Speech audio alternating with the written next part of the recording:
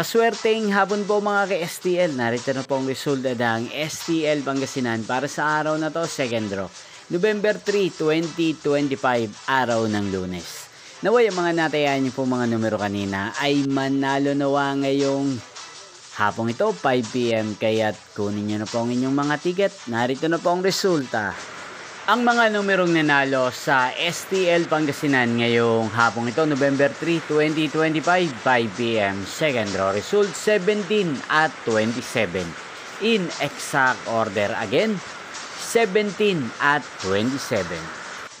At ngayong hapong ito sa STL Pangasinan, atin pong i-shoutout si Kuya Jeffrey ng Pangasinan na araw-araw pong nanonood sa channel na to. Shoutout po sa inyo, Kuya Jeffrey. Sana po ay nasa maayos kayong kalagayan.